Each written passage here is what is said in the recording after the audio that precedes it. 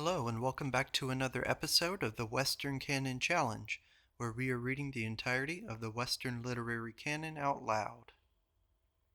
Today we are on Journal Collection number 61, dating from the year 1870, and Emerson will turn 67 in this year. And as always, we start with a biographical introduction. During January, Mr. Emerson was preparing his preface to a new translation by Professor William Watson Goodwin of Plutarch's Morals. This, by the kindness of Mrs. Little and Brown, the publishers, is included in the works. Lectures and biographical sketches. February 3rd, 1870. The last proof sheet of Society and Solitude comes back to me today for correction. Mr. Charles P. Ware tells Edward that the night before the Cambridge Commemoration Day he spent at Mr. Hudson's room in Cambridge and woke from a dream which he could not remember, repeating these words, "And what they dare to dream of, dare to die for."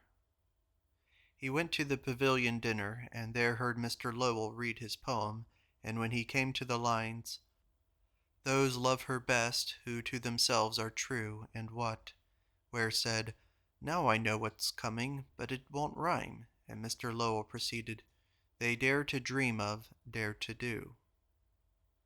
Editor's note: no mention of lectures is found until the spring, except before lyceums in neighboring towns, and one in Philadelphia, February 7th, an excursion always pleasant, for there Mr. Emerson met his old schoolmates of his Boston boyhood, Reverend William H. Furness and Mr. Samuel Bradford. End note. February 24th. Bettine in Varnhagen's diary reminds me continually of Aunt Mary, though the first is ever helping her with a lie, which the other abhorred. But the dwelling long with grief and with genius on your wrongs and wrongdoers, exasperating the offender with habitual reproaches, puts the parties in the worst relation, and at last incapacitates the complaining woman from seeing what degree of right or of necessity there is on the side of her offender, and what good reason he has to complain of her wrath and insults.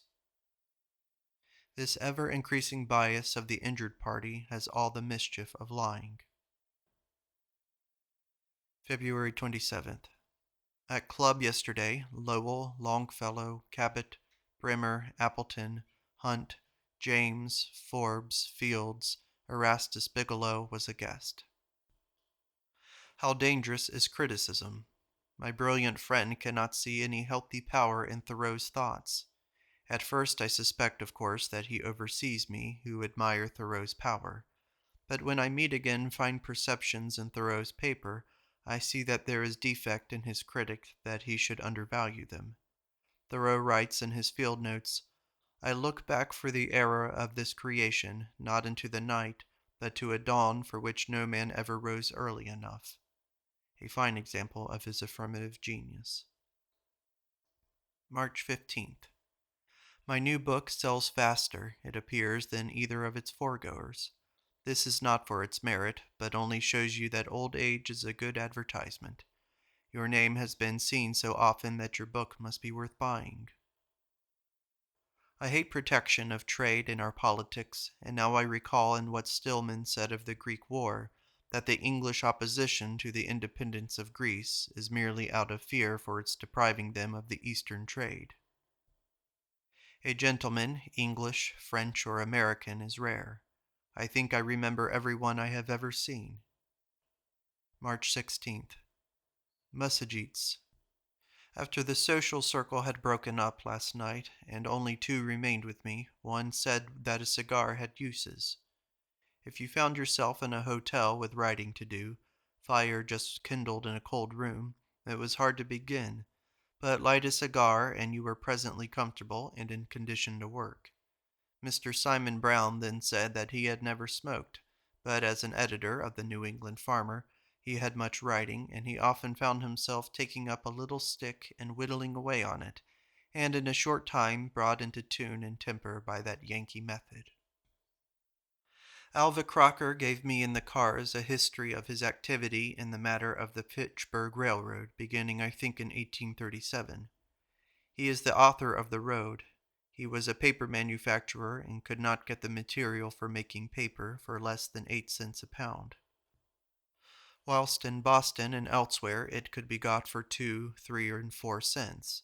He must find a way to bring Fitchburg nearer to Boston. He knew the country round him and studied the possibilities of each connection. He found he must study the nearest practicable paths to tidewater. No man but he had faith in the rivers, Nashua River. After studying the Hoosick Mountains well, he decided that the mountain must be perforated. He must see Loamy Baldwin, who was the best engineer in the state.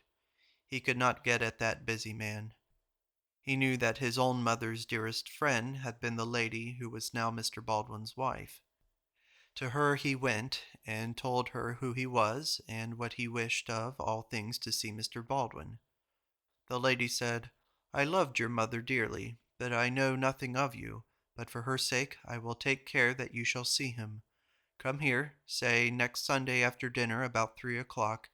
That is the right time, and I will see that Mr. Baldwin shall answer all your questions." And he did so. Dream. The waking from an impressive dream is a curious example of the jealousy of the gods.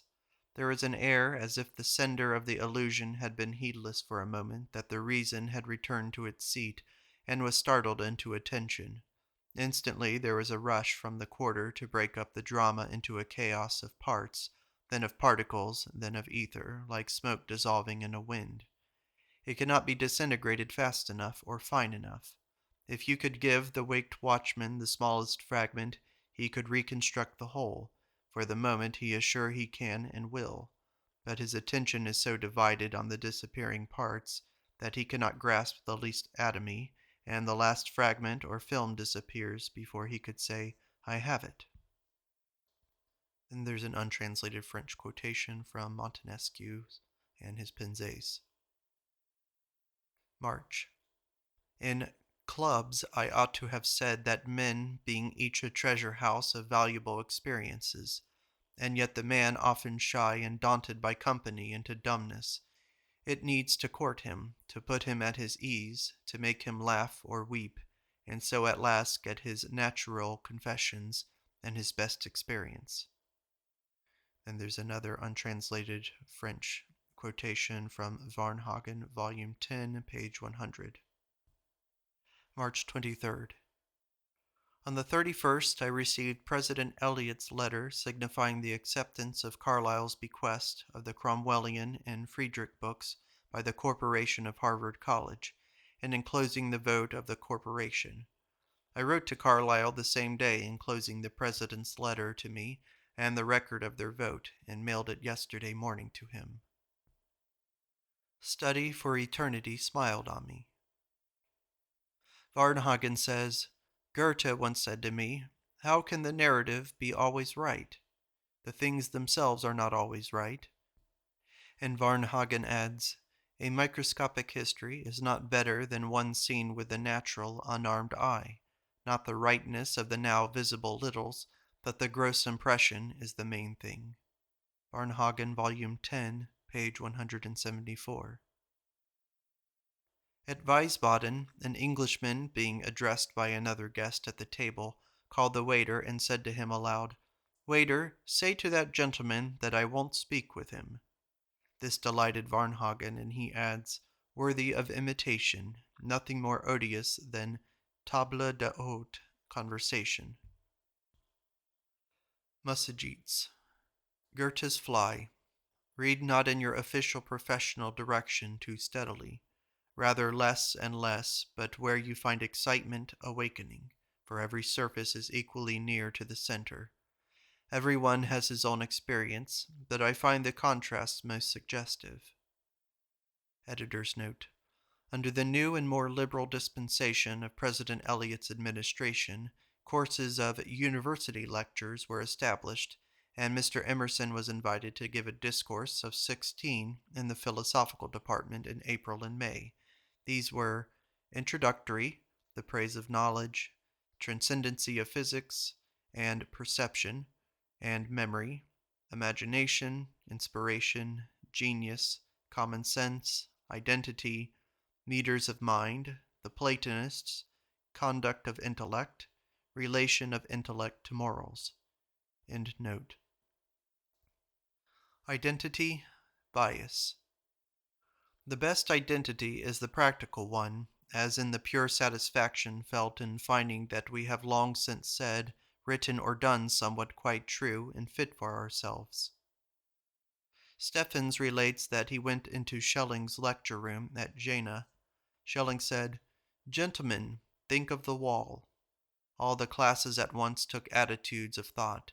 Some stiffened themselves up, some shut their eyes, all concentrated themselves.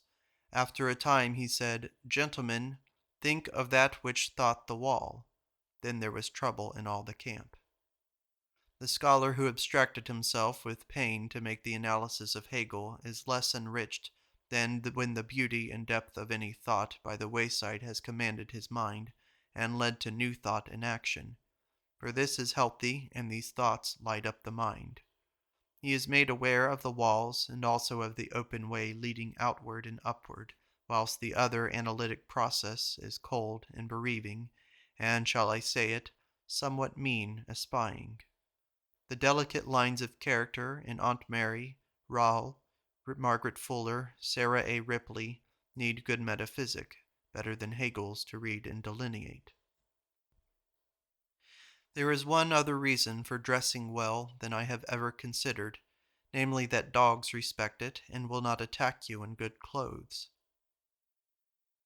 The strength of his moral convictions is the charm of the character of Fichte. Autograph letters. Wise was the Turkish caddi who said, "Oh, my friend, my liver, the questioner is one, and the answer is another." I find Plutarch a richer teacher of rhetoric than any modern. Plutarch quotes as a true judgment this, quote, "that this courteous, gentle, and benign disposition and behavior is not so acceptable, so obliging, and delightful to any of those with whom they converse, as it is to those who have it." End quote. Plutarch, Morals, Vol.1, page 59. Then there's an untranslated quotation from the Pensees, page 232, from Montenescu. June 9th. I find Philip Randolph almost, if not quite, on a level with my one or two Olympic friends in his insight, as shown in his manuscript, which I have been reading. He made that impression on me once again in our interviews, whilst he lived, and in his paper, which was promised to the North American Review. But in these papers on science, philosophy, poetry, painting, and music, the supremacy of his faith purely shines. How much it ever pleases me that this pure spiritualist was the best chess player in Philadelphia, and, according to Evan Randolph's account to me, had beaten the best players in Paris. Plutarch rightly tells the anecdote of Alexander, badly remembered and misrelated usually, that he wept when he heard from Anaxarchus that there was an infinite number of worlds, and his friends asking if any accident had befallen him, he replied, "Don't you think it a matter for my lamentation, that when there is such a vast multitude of them, I have not yet conquered one?" Plutarch, Morals, Vol.1, page 134. Were I professor of rhetoric, I would urge my class to read Plutarch's Morals in English and Cotton's Montaigne for their English style. We think we do a great service to our country in publishing this book, if we hereby force our public men to read the apothegms of great commanders, before they make their speeches to caucuses and conventions. If I could keep the secret and communicate it to only one or two chosen youths, I should know that they would by this noble infiltration easily carry the victory over all competitors. But as it was the desire of these old patriots to fill Rome or Sparta with his majestic spirit, and not a few leaders only, we desire to offer them to the American people. The reason of a new philosophy or philosopher is ever that a man of thought finds that he cannot read in the old books. I can't read Hegel or Schelling or find interest in what is told me from them, so I persist in my own idle and easy way, and write down my thoughts, and find presently that there are congenial persons who like them, so I persist until some sort of outline or system grows. 'Tis the common course, ever a new bias. It happened to each of these, Heraclitus or Hegel or whosoever. June 30th. I cannot but please myself with a recoil when Plutarch tells me that the Athenians had such an abhorrence of those who accused Socrates that they would neither lend them fire, nor answer them any question, nor wash with them in the same water, but commanded the servants to pour it out as polluted, till these sycophants, no longer able to bear up under the pressure of this hatred, put an end to their own lives. Plutarch, Morals, Vol.2, page 96. I find Nouvelle Biographie Générale a perpetual benefactor, almost surely on every consultation to answer promptly and well. Long live M. le Docteur Hofer. Just now he has answered fully on Plutarch, Suetonius, Amyot, that I dared not believe he would know Dr. Philemon Holland. Yet he answered at once joyfully concerning him, and even cites the epigram upon him. Philemon with translations will so fill us, he cannot let Suetonius be tranquillus. July 14th. Here at Nantasket Beach with Ellen, I wonder that so few men do penetrate what seems the secret of the innkeeper. He runs along the coast and perceives that by buying a few acres well chosen of the seashore, which cost no more or not so much as good land elsewhere, and building a good house, he shifts upon nature the whole duty of filling it with guests, the sun, the moon, the stars, the rainbow, the sea, the islands, the whole horizon, not elsewhere seen ships of all nations. All of these, and all unpaid, take on themselves the whole charge of entertaining his guests, and filling and delighting their senses with shows, and it were long to tell in detail the attractions which these furnish. Everything here is picturesque. The long beach is every day renewed with pleasing and magical shows, with variety of color, with the varied music of the rising and falling water, with the multitudes of fishes and the birds and men that prey on them, with the strange forms of the radiates sprawling on the beach, with shells, with the beautiful variety of sea-rolled pebbles, of quartz, porphyry, syenite, mica, and limestone. The man buys a few acres, but he has all the good and all the glory of 100 square miles, by the cunning choice of the place. For the storm is one of the grand entertainers of his company, so is the sun and the moon and all the stars of heaven, since they who see them here, in all their beauty and in the grand area or amphitheatre which they need for their right exhibition, feel that they have never rightly seen them before. The men and women who come to the house and swarm or scatter in groups along the spacious beach, or in yachts or boats, or in carriages, or as bathers, never appeared before so gracious and inoffensive. In these wide stretches the largest company do not jostle one another. Then, to help them, even the poor Indians from Maine and Canada creep on to the outskirts of the hotel to pitch their tents and make baskets and bows and arrows to add a picturesque feature. Multitudes of children decorate the piazza and the grounds in front with their babble and games. In this broad area every individual from least to largest is inoffensive and entertaining variety. To make the day complete, I saw from the deck of our boat this morning, coming out of the bay, the English steamer which lately made the perilous jump in Minot's Ledge, and this afternoon I saw the turret monitor Me and Tonomo sailing into Boston. The parlors, chambers, and the table of the Rockland house were all good, but the supreme relish of these conveniences was this superb panorama which the wise choice of the place on which the house was built afforded. This selection of the site gives this house the like advantage over other houses that an astronomical observatory has over other towers, namely that this particular tower leads you to the heavens and searches depths of space before inconceivable. July 21st. I am filling my house with books which I am bound to read, and wondering whether the new heavens which await the soul after the fatal hour will allow the consultation of these. I honor the author of the Battle Hymn and of the Flag. She was born in the city of New York. I could well wish she were a native of Massachusetts. We have had no such poetess in New England. August 7th. This morning I think no subject so fit for poetry as home, the Massachusetts or the American home. I find my readings of Aunt Mary ever monitory and helpful as of old, and for the reason that they are moral inspirations. All the men and women whose talents challenge my admiration from time to time lack this depth of source, and are therefore comparatively shallow. They amuse, they may be inimitable. I am proud of them as countrymen and contemporaries, but it is as music or pictures, and other music and pictures would have served me as well, but they do not take the rank and hold me as consolers, uplifters, and hinderers from sleep. But the moral muse is eternal and wakes us to eternity, pervades the whole man. Socrates is not distant, Sparta is nearer than New York. Marcus Antoninus is of no age. Plotinus and Porphyry, Confucius and Menu had a deeper civilization than Paris or London, and the deeply religious men and women in or out of our churches are really the salt of our civilization and constitute the nerve and tension of our politics in Germany, England, and America.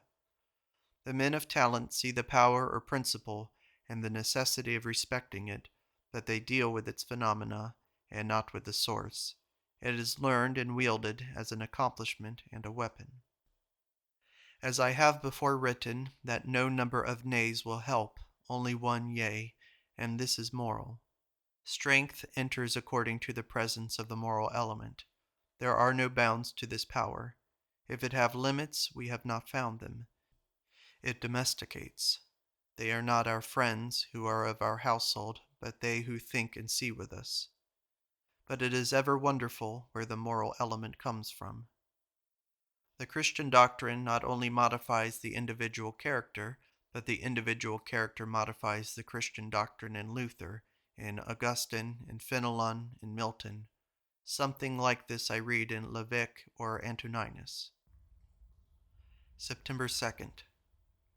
With Edward took the 7:30 a.m. train from Boston to Portland, thence to South Paris, where we took a carriage and reached Waterford, Mr. Houghton's inn at 5 p.m. Thence the next afternoon to South Paris, carried by Mr. Wilkins, and took the train for Gorham, and thence immediately the stage to the Glen House, Mount Washington, where we arrived at 9 o'clock in the evening. Spent Sunday, September 4th, and on Monday, September 5th, at 8 o'clock, ascended the mountain in open carriage, descended in the railway funicular car at 3, and reached the Crawford House. Next morning, September 6th, took stage to Whitfield, arriving to dine, thence by railway to Plymouth, arriving at 9 p.m. Next morning, at 5 o'clock, took railroad and arrived in Boston at 11:30, and home in an hour. Editor's note. To fill out this rather bald itinerary, it may be said that Mr. Emerson's family, seeing that the philosophy course, 16 lectures in a few weeks, had been a tax on his strength, betrayed him into a journey to Maine on the plea of showing to his son the village of Waterford, of which Mr. Emerson had a happy remembrance from the days long past, when he went there to visit his Haskins relations and his Aunt Mary. His consent was won, and reaching Waterford, we climbed Bear Mountain, and from its sheer cliff looked down into the blue lake below. Then he eagerly led the way to a broad brook whose clear waters, rushing over smooth ledges and boulders, had long delighted him in memory, and now gave like joy. We were glad to find at Gorham, where we passed Sunday, Mr. James Bryce, now noted, who had lately brought his letter of introduction to Concord. Next morning he and young Emerson climbed the mountain, and Mr. Emerson followed in the stage from the great heat and moisture below into a fierce, cold snow squall which blew almost dangerously on the top. We saw nothing but that, shivered through dinner, and gladly descended to Crawford's Notch, where Mr. Emerson had stayed with Ellen Tucker and her family some 40 years before. E. W. Emerson.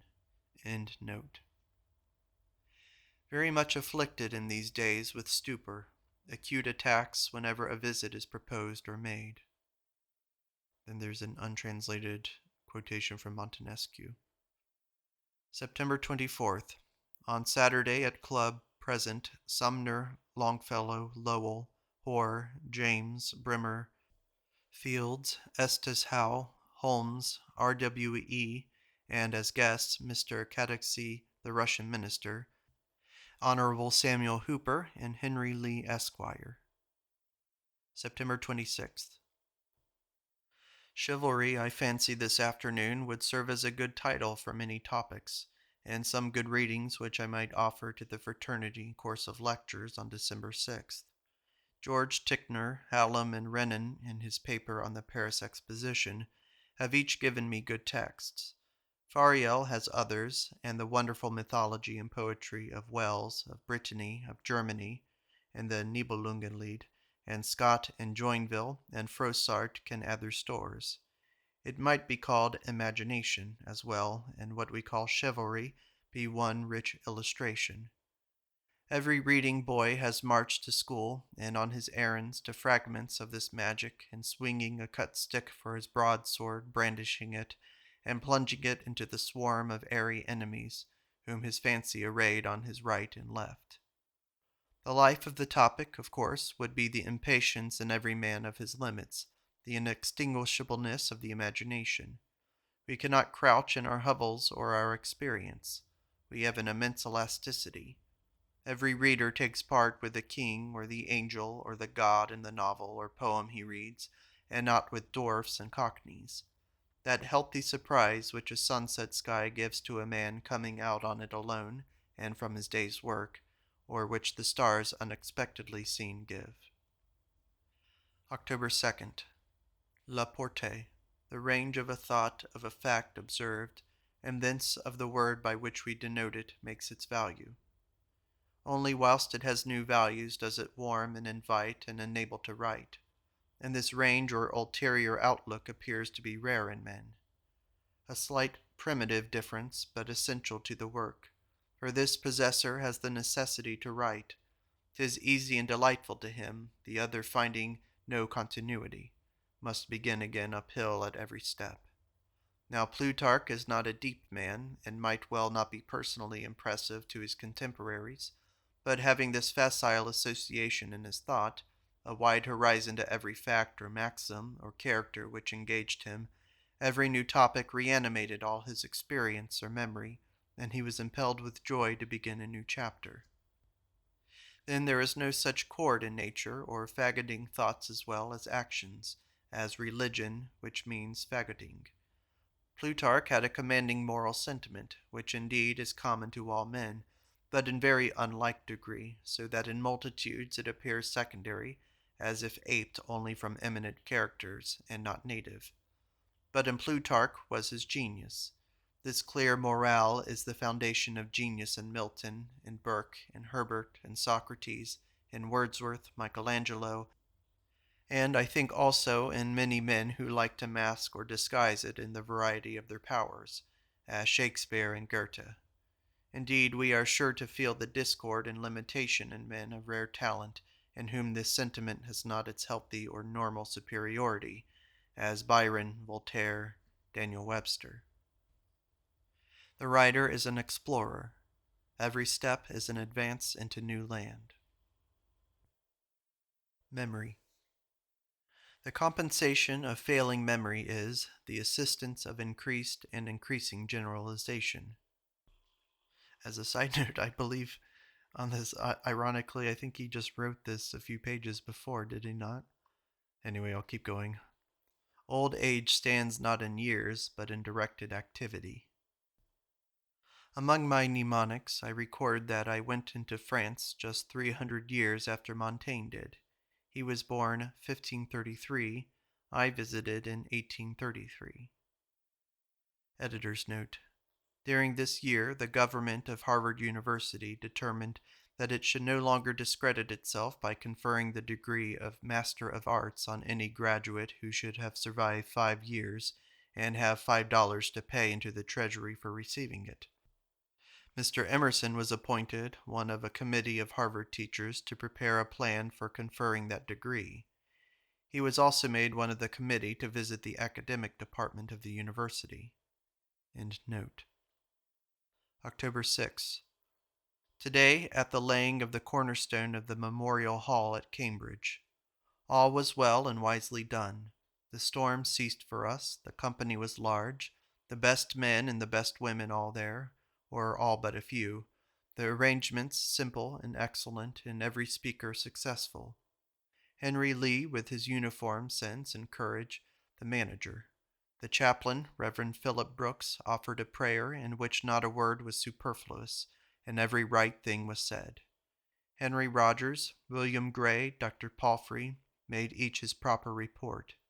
Luther's hymn in Dr. Hedges' translation was sung by a great choir, the cornerstone was laid, and then Rockwood Hoare read a discourse of perfect sense, taste, and feeling, full of virtue and of tenderness.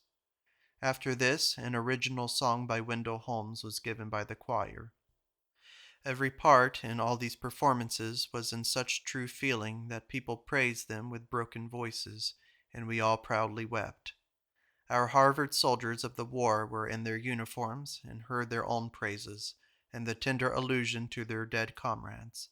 General Meade was present and adopted by the college, as Judge Hoare said, and Governor Claflin sat by President Eliot. Our English guests, Hughes, Rawlins, Dicey, and Bryce, sat and listened. I bear no ill will to my contemporaries, said Cumberland. After you, ma'am, in manners, said Swett. The only point in which I regret priority of departure is that I, as every one, keep many stories of which the etiquette of contemporariness forbids the airing, and which burn uncomfortably being untold.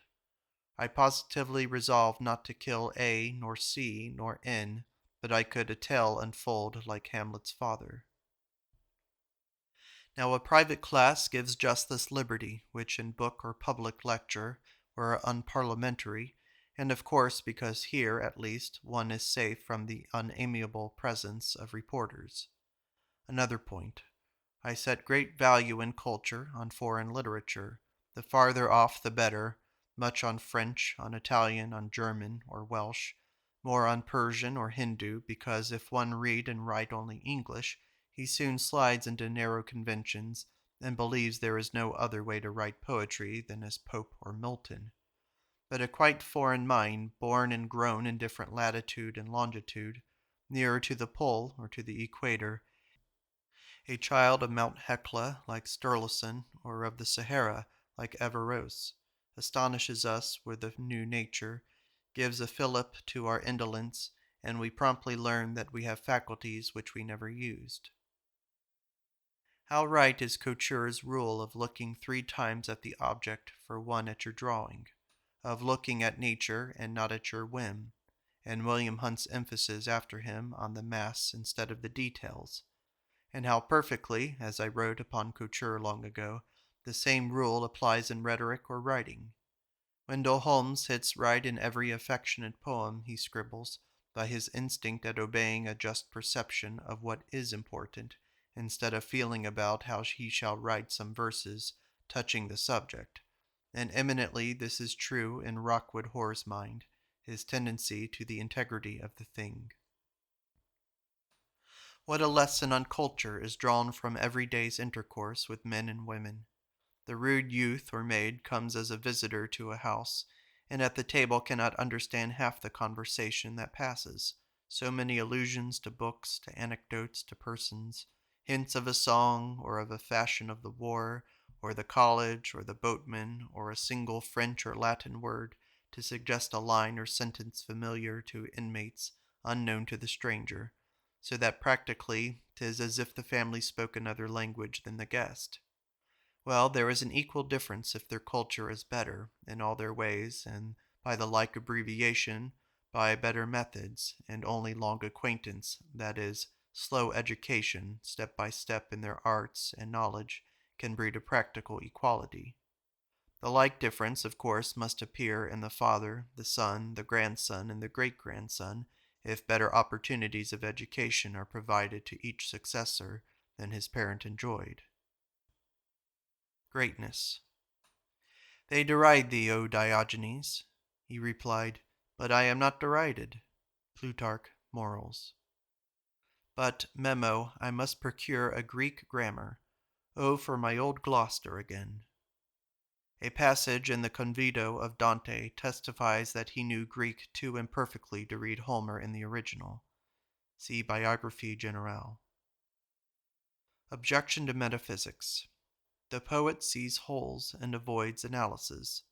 Ellery Channing said to me he would not know the botanical name of the flower for fear he should never see the flower again.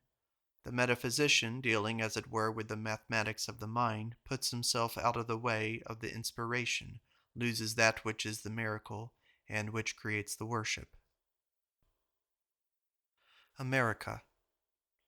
We get rid in this republic of a great deal of nonsense which disgusts us in European biography. There a superior mind, a Hegel sincerely and scientifically exploring the laws of thought, is suddenly called by a necessity of pleasing some king or conciliating some Catholics to give a twist to his universal propositions to fit these absurd people, and not satisfying them even by these sacrifices of truth and manhood. Another great genius, Schelling, is called in when Hegel dies to come to Berlin and bend truth to the crotchets of the king and rabble. Not so here. The paucity of population, the vast extent of territory, the solitude of each family and each man, allow some approximation to the result that every citizen has a religion of his own, is a church by himself, and worships and speculates in a new, quite independent fashion. Plutarch treats every subject except art. He is ingenious to draw medical virtue from every poison, to detect the good that may be made of evil. An admirable passage concerning Plato's expression that God geometrizes in Plutarch's Symposiacs. See especially in the Old Edition, Volume 3, page 434. In the history of opinion, the pinch of falsehood shows itself, not first in argument and formal protest, but in insincerity, indifference, and abandonment of the church or the scientific or political or economic institution for other better or worse forms. Then good heads, feeling or observing this loss, formulate the fact in protest and argument, and suggest the correction in superior forms. Rabelais, Voltaire, Heine are earlier reformers than Huss and Luther, and Strauss and Parker, though less solemn and to less solemn readers. Voltaire, Spinoza, and then the rest is in French. It really appears that the Latin and Greek continually to be forced in education, just as chignons must be worn, in spite of the disgust against both for fashion. If a wise traveler should visit England to study the causes of her power, it is not the universities in which he would find them, but Mr. Owen, Mr. Armstrong, Mr. Airy, Mr. Stevenson, Sir John Lubbock, Mr. Huxley, Mr. Scott Russell, Bolton, Watt, Faraday, Tyndall, Darwin. If any of these were college men, 'tis only the good luck of the universities, and not their normal fruit. What these men have done, they did not learn there. Plato says that time had its original from an intelligence. Plutarch, Morals, Volume 3, page 158. And then follows this by the Greek text is, and then that's untranslated, and Goodwin Prince, Volume 3, page 128, thus, that time had only an ideal beginning. I hate a fellow reveler who remembers things, and I remember that Mr. Tom Lee complained of Margaret Fuller that she remembered things. And the ancients used to consecrate forgetfulness with a ferula in hand to Bacchus, thereby intimating that we should either not remember any irregularity committed in mirth and company, or should apply a gentle and childish correction to the faults. Plutarch loves apples, like our Thoreau, and well praises them. See Morals, Volume 3, page 362. Let a scholar begin to read something to a few strangers in a parlor, and he may find his voice disobedient, and he reads badly. Let him go to an assembly of intelligent people in a public hall, and his voice will behave beautifully, and he is another person and contented. A scholar forgives everything to him whose fault gives him a new insight, a new fact. Peter Oliver, in the Puritan Commonwealth, insists like a lawyer on the duty the Pilgrims owe to their charter, and the presumed spirit and intent in which it was given.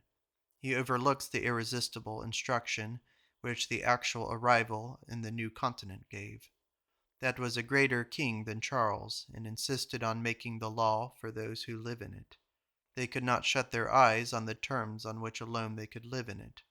The savages, the sands, the snows, the mutineers, and the French were antagonists who must be dealt with on the instant, and there was no clause in the charter that could deal with these. No lawyer could help them to read the pitiless alternative which Plymouth Rock offered them: self-help or ruin, come up to the real conditions or die. November 30th. Judge W. of Rhode Island was not a great man, and resented some slight he received from Tristram Burgess at the bar by asking him if he knew before whom he was speaking. He replied, "Yes, your honor, before the inferior court of the inferior bench of the inferior state of Rhode Island." Mr. Whedon told me that his old aunt said of the people whom she knew in her youth that they had to hold on hard to the huckleberry bushes to hinder themselves from being translated. I delighted ever in having to do with the drastic class, the men who can do things, as Dr. Charles T. Jackson and Jim Bartlett and Boynton. Such was Thoreau. Once out of doors, the poets paled like ghosts before them. I met Boynton in Rochester, New York, and was cold enough to a popular and unscientific lecturer on geology. But I talked to him of the notice I had read of repulsion of incandescent bodies and new experiments. "Oh," he said, "nothing is plainer. I have tried it." And on my way to Mr. Ward's, he led me into a forge where a stream of melted iron was running out of a furnace, and he passed his finger through the streamlet again and again, and invited me to do the same. I said, "Do you not wet your finger?" "No," he said, "the hand sweats a little, and that suffices." Parnassus. So words must sparks be of those fires they strike.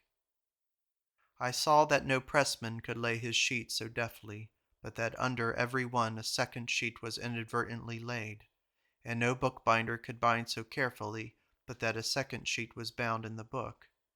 Then I saw that if the writer was skilful, every word he wrote sank into the inner sheet, and there remained indelible, and if he was not skilful, it did not penetrate, and the ink faded, and the writing was effaced. I will hold all bards that come my way to be gods. Ovid. This is the end of Journal Collection number 61, dating from the year 1870, when the author was 67 years old. Thank you for listening.